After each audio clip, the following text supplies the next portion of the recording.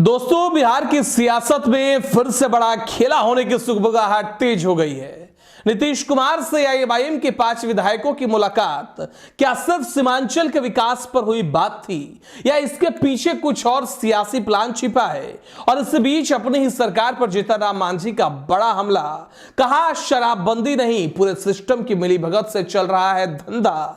बिहार की सियासत में ये दोनों बयान क्यों मचा रहे हैं हलचल, आज जानेंगे इन दोनों खबरों को विस्तार से। तो वीडियो को अंत तक जरूर देखिएगा, क्योंकि आखिर में बताएंगे कि नीतीश कुमार क्या सच में एक और खेला करने की तैयारी में है।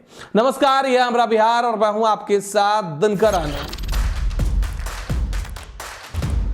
तो बिहार की राजनीति में इन दिनों सबसे ज्यादा चर्चा एआईएमआईएम के 5 विधायकों की है, जिन्होंने हाल ही में मुख्यमंत्री नीतीश कुमार और उप मुख्यमंत्री सम्राट चौधरी से मुलाकात की। बताया जा रहा है कि इस मुलाकात में सीमांचल के विकास, कॉलेज और नए प्रखंड की मांगों को लेकर चर्चा हुई। लेकिन मुलाकात से ज्यादा बयान ने मचाया है बवाल दोस्तों, जब जोकीहाट से एआईएमआईएम के विधायक मुर्शीद आलम ने मीडिया के सामने नीतीश कुमार की खुलकर तारीफ कर दी।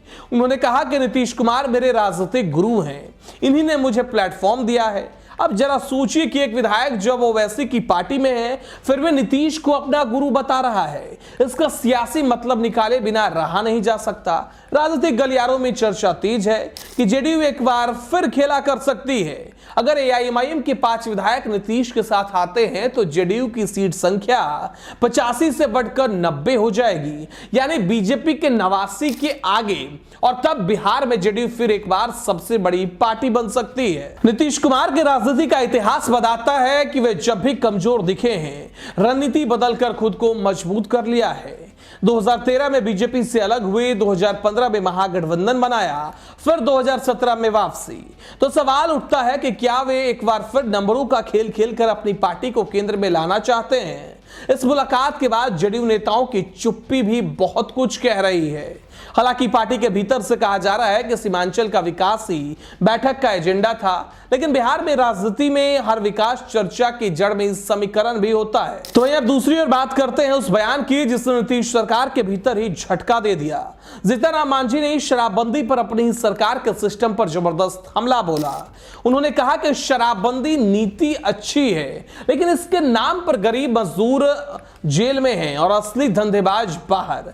जीतन राम मांझी ने साफ कहा कि अफसरों की मिलीभगत से शराब का पूरा खेल चल रहा है। यह बयान ऐसे समय में आया है दोस्तों जब बिहार सरकार पूर्ण शराबबंदी को अपनी सबसे बड़ी उपलब्धि बता रही है। लेकिन मांझी के बयान से विपक्ष को बैठे बिठाए मुद्दा मिला। उन्होंने यह भी कहा कि शराब तस्कर 5 से 10 करोड़ रुपए खर्च कर चुनाव जीत रहे हैं। अब सोचिए पैसा आ कहां से रहा है। जीतन राम मांझी ने चेतावनी दी कि जब तक सिस्टम में ईमानदारी नहीं आएगी, शराबबंदी का मकसद अधूरा रहेगा।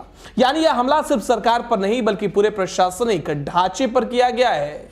तो एक तरफ एआईएमआईएम विधायकों की नीतीश से नजदीकी, दूसरी तरफ जीतन राम मांझी का तंज। दोनों घटनाएं इस बात का संकेत है कि बिहार की सत्ता के भीतर हलचल जारी है। नीतीश कुमार ये भली भांति जानते हैं कि राजनीति में कोई भी समीकरण स्थायी नहीं होता, इसलिए वो जहां एक तरफ नए सहयोगियों के संकेत दे रहे हैं तो दूसरी तरफ वो अंदर से सिस्टम पर दबाव भी बढ़ रहा है। तो क्या नीतीश कुमार फिर कर सकते हैं बड़ा सियासी खेला? क्या एआईएमआईएम के विधायक जेडीयू के शिविर में आ सकते हैं? और जीतन राम मांझी जैसे सहयोगियों का बयान क्या सरकार के लिए खतरे की घंटी है? आपको क्या लगता है, यह रणनीति है या सिर्फ अफवाह की राजनीति? कमेंट में अपनी राय जरूर दें और वीडियो को लाइक करिए ताकि बिहार की सही खबरें सबसे पहले आप तक पहुंचे। हमारा बिहार से जुड़ने के लिए चैनल को सब्सक्राइब करें। जय बिहार, नमस्कार।